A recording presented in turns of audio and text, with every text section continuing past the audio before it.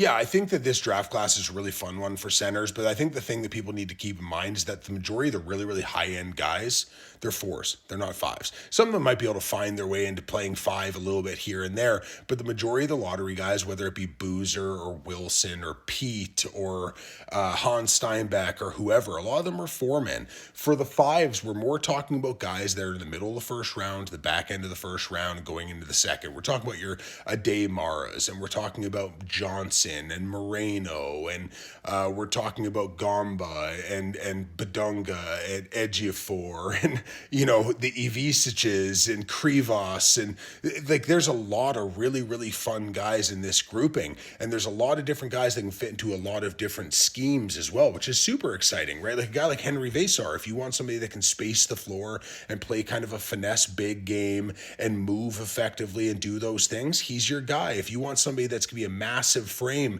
and play in drop coverage and have the potential to be like a real filter down drop coverage big that takes up massive space and on the offensive end uses creative passing to really read and react to be able to distribute at a high level, Ade Mara might be your guy. If you want somebody that can play that drop coverage big and play it physical and be a rebounding hub and a good rim finisher, Krivas might be the guy. If you want the jack of all trades with great hands and great processing, but without a true athletic trait that sets him up in a dynamic way, Patrick Gamba might be your guy. If you want that high-end defensive potential, you're talking about a Badunga or maybe an Ejiofor if you believe that he can play center at that level. There's kind of a taster's choice of skills. If you want that high upside guy that may have a lower floor, but if it hits, it hits. You're talking about guys like Sinak or Moreno. There's a lot. The Avisges are massive guys that can space the floor.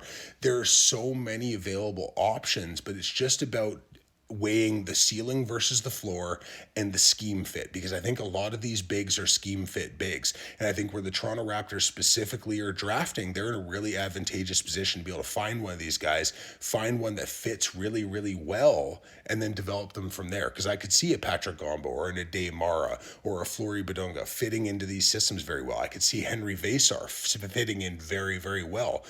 Johnson could fit in very very well.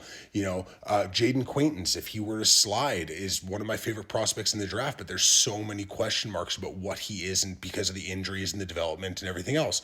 So there's a taster's choice of options. It's just about weighing the pros and cons of each, because these are not the top 10, top 5 guys, right? These are the guys that need developmental work, need scheme fit and everything else. But so many interesting big men in this draft.